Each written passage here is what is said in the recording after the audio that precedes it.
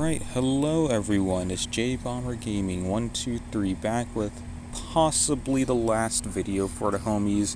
It's not confirmed, I might make another video in the future, but today we're doing something a little different. Right now I am outside in the wilderness, currently touching grass.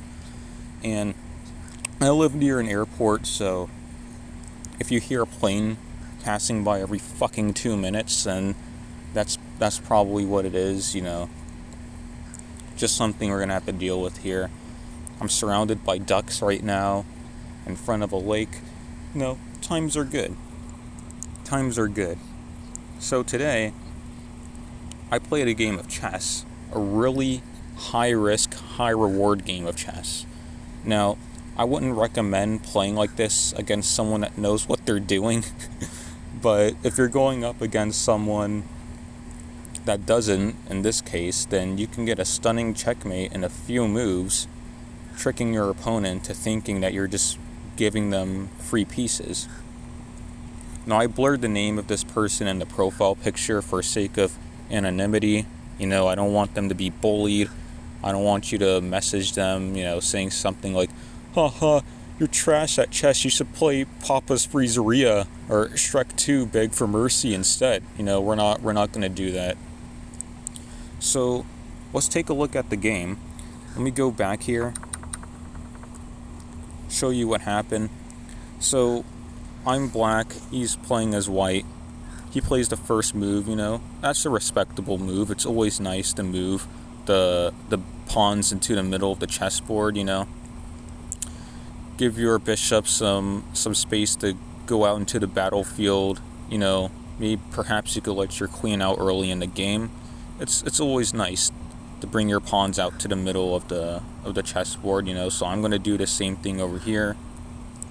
Many people say that pawn to e5 is the best move to play in a chess game. No, I don't use exact coordinates. I think fucking nerds do that. No, I'm not some nerd that goes like, I'm gonna move my pawn to e5. Did you go to Comic-Con? Did you go to Comic-Con last week? That was awesome. Comic-Con. Let's go to Comic-Con. Shut the fuck up. All right, I don't do that. All right, I'm just gonna move pieces. All right, we're both looking at the same screen here. So he goes ahead and he moves his pawn to e5. So what I do is I move my knight to f6 over here. So what he can do is he can take that pawn of mine, but what he does instead is he advances forward to threaten my knight. So what I do is I move my knight over here so that he doesn't capture it. So then he attempts to take my knight again by moving his pawn up, but what I do is I give him a little freebie, So if he can't take my knight, because if he does that, then that's going to leave his queen exposed, and he doesn't want to do that. So what he does instead is that he takes my bishop, as I said before, high risk, high reward gameplay. But what that does is that it weakens his structure where the bishop and knight and rook are, which is what I want to do. I want to leave my knight there, and he's not going to go after my knight. And that is a very, very big mistake on his part. So what I do is I move my pawn, I threaten his pawn that's in the middle of the board. He takes that. But what I do instead is I move my knight up, my queen up, right? My queen is out early in the game.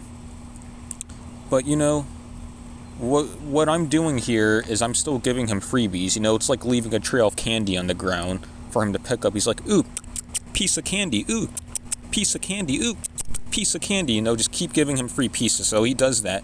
So now, here's the deal, right? If he takes my bishop down there and promotes his pawn to a queen, I can just take that with my king. So what he would do instead is that he would go ahead and take my rook instead, because, I have no pieces threatening that if he does that. However, now I do, because I move my queen here, so in the case that he does promote himself into a queen, I can still capture that queen. However, it doesn't matter, because either way, he wants to take my rook. That's what's in his mind right now. He's like, I'm going to take J-Bomber's rook. So he goes ahead and does that. But what he doesn't realize is that he screwed up, because now he has 18 points over me. He took my rook, he took my bishop, he took 2 of my pawns. All I did was I just took up a little measly pawn from him. Nothing but just a mere pawn. That's all I took from him. But he didn't see this coming, because what I can do is I can just move my queen up here, resulting in a stunning checkmate. He was too interested in the freebies that I was giving him to realize that I had a checkmate in just one move right there for him.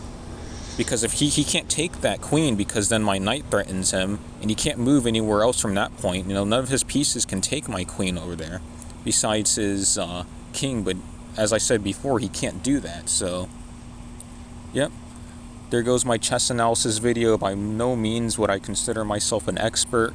By no means would I consider myself fit to teach anyone. I don't play any book moves. I just play chess. But I just thought it was a cool little comeback game, and a cool little experiment that I wanted to try out to see if it would work, and it did. So, happy times. Thanks for watching.